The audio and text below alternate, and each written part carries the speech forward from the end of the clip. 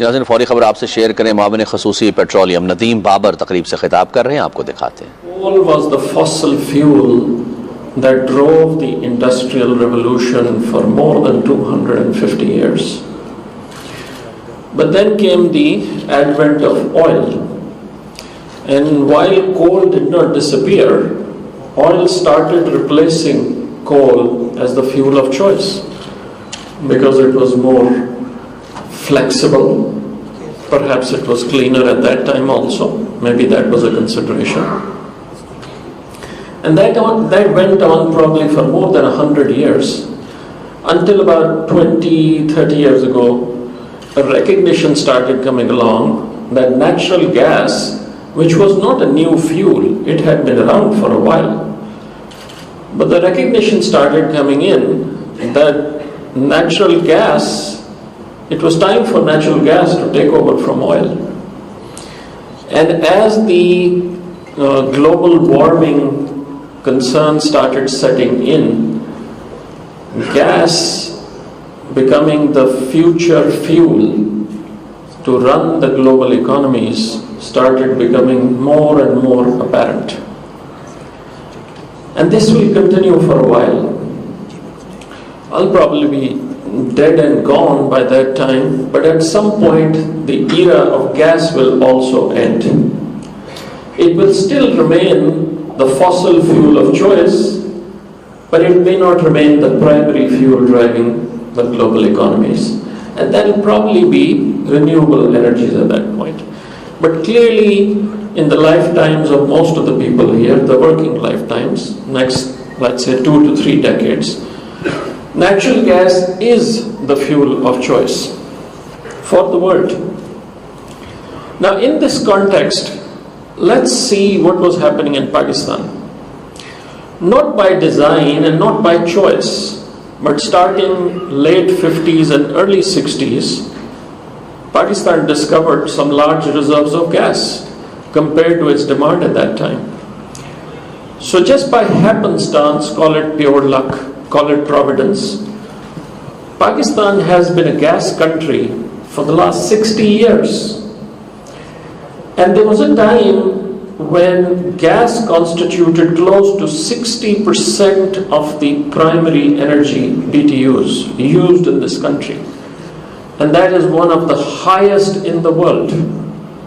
So while the world was burning coal or oil, Pakistan was burning natural gas. And that is one of the reasons you see that the carbon footprint and the level of air pollution in Pakistan compared to the size of its population is still very small. Now that doesn't mean that we now go and squander away the natural advantage that we got by happenstance or by providence.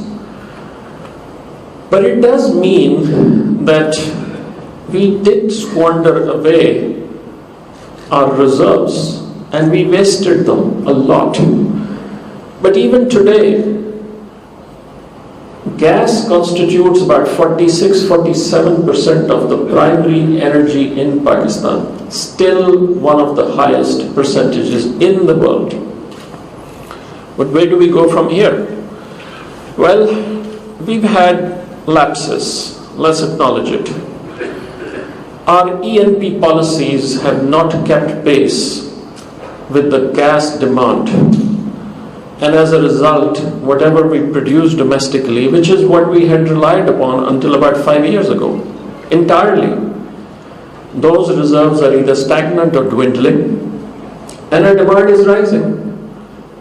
And the gap, therefore, has to be filled by imported gas.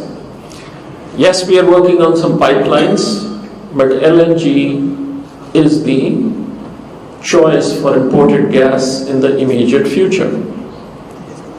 The reason I've gone through this background is that you all have to understand that the future, the next 2-3 decades, maybe a little longer, for global economy is going to be focused on gas as the fossil fuel to be used in every segment of the society. And it is in that context that you are looking at this sector providing you bread and butter, and where does it go from here? अब मैं आपको कुछ और उर्दू में कुछ बातें कहूँगा. आज अगर आप पाकिस्तान की पिछले साल की टोटल टैक्स कलेक्शन देखें तो तकरीबन 4000 अरब थी, और अगर आप पेट्रोलियम सेक्टर को देखें तो सिर्फ इनडायरेक्ट टैक्सेस की मद में तकरीबन 1000 अरब टैक्सेस जो है, तकरीबन 25% टोटल टैक्स कलेक्शन के वो पेट्रोलियम सेक्टर से आए.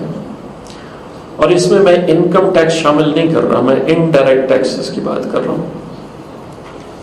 अगर आप स्टॉक मार्केट को देखें तो जो पेट्रोलियम डिवीजन के अंडर कंपनियां हैं, जिसमें 6 या 7 बड़ी पब्लिकली ट्रेडेड कंपनी हैं जैसे OGDC, सुई कंपनीज, PSO, ये तकरीबन स्टॉक मार्केट का 1/3 है.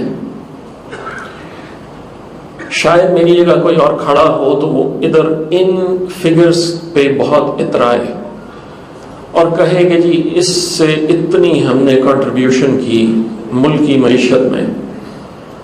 और मैं इस चीज को गलत नहीं ठहराऊंगा, लेकिन मैं इसको दूसरे पैराए में देखता हूं. ये सेक्टर इससे दुगनी कंट्रीब्यूशन कर सकता है. ये सेक्टर इस इकोनॉमी को बहुत तेजी से लिफ्ट कर सकता है. ये सेक्टर GDP में 2-3% ग्रोथ दे सकता है, लेकिन ये नहीं हो रहा. क्यों नहीं हो रहा? इसके ना होने की 2-3 बेसिक वजह हैं.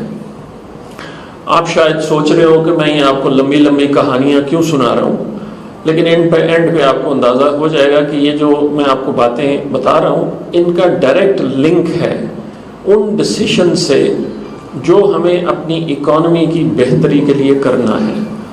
और इनका डायरेक्ट लिंक है